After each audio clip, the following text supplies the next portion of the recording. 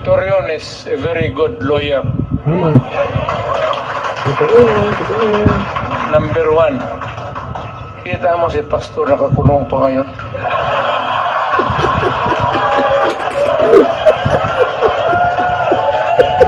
Lalo na ito si Tony Marcoleta. Parang pare ko eh. Totoo. Kaya sabi ko ito mga ganito na tao, kailangan ibiganin mo na lang. Baka may enkwentro mo ito sa korte, puta na baga, ilang paso ka. May kunting awa naman. Now we have Atty. Rodriguez. Galing yan sa... Alam mo, mag-isang tao, importante talaga to. Importante ito.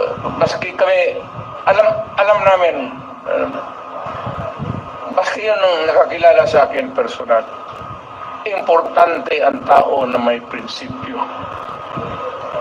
At ang isang nakita ko na Pilipino na may prinsipyo na umalis sa trabaho niya because the dynamics of the position of which he was there in Malacanang was no longer right.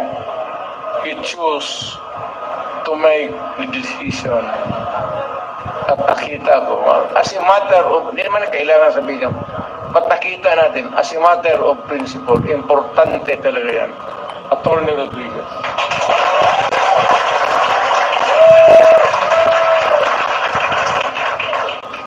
Itong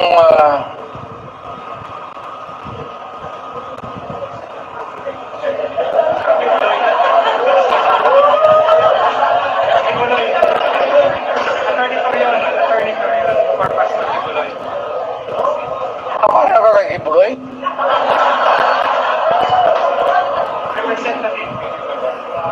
Masana. Si Pastor.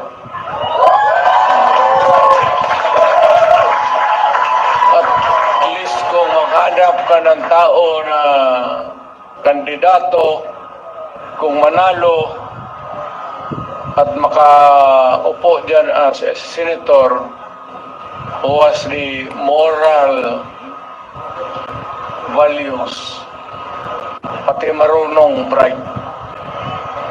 Talagang bright yan si Pastor.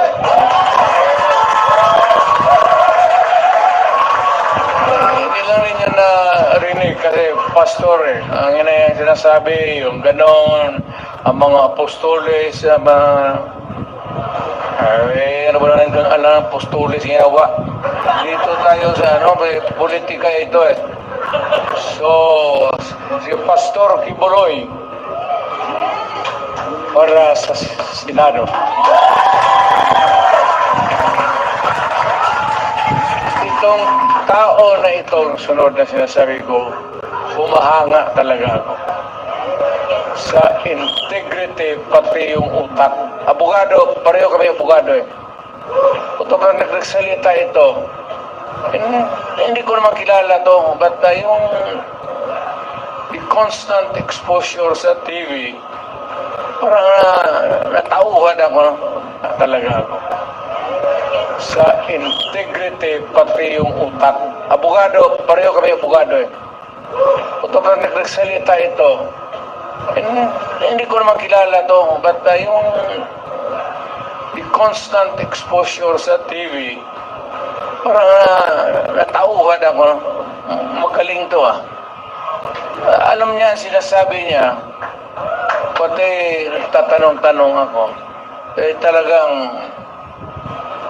is one of the upright na tao na bira mong makita ng ganun. Yung mga bright na kariyan kasi ng mga bright, mga gago eh. Haluan nila yung trabaho nila ng kagaguhan. Alam mo, ako talaga, it was I who sought him. Ako naghanap sa kanya para makilala ko siya. Talagang bumilib ako sa kanya. Marcoleta.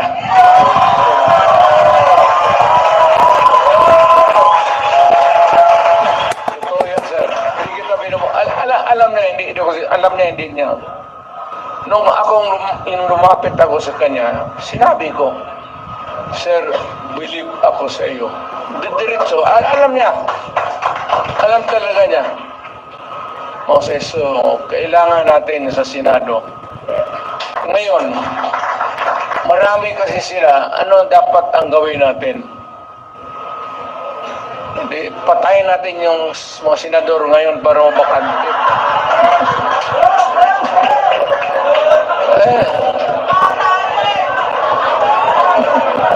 Tuloy siya po. So, siya yung bigay ng program. O boss, panalo kayong lahat. Pati si Torre-Torre na hindi kandidato.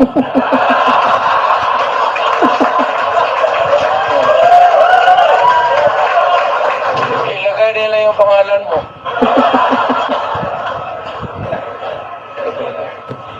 Torreon is a very good lawyer.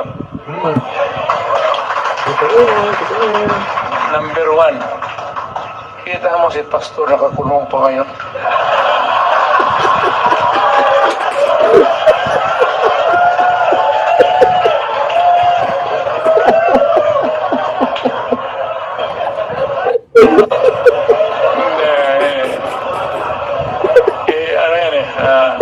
There's more to it than meets the eye. Pagka gano'n simple na kaso tapos bailable, hindi naman makabail, hanapan ng ano yan, sabi niya, sadya yan. So, wala tayong depende na yan sa abogado niya kung magaling abogado. Nakakabisita ba? Magbisita ako ng ulit. Bisita ako kay Pastor. Okay, yun na.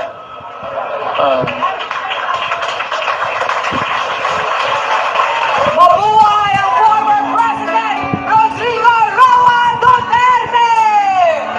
Mabuhay ang PDP! Mabuhay! Mabuhay ang PDP! Mabuhay ang Duterte candidates! Mabuhay!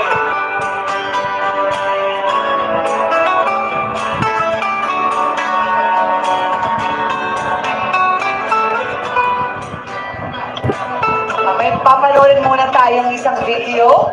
So,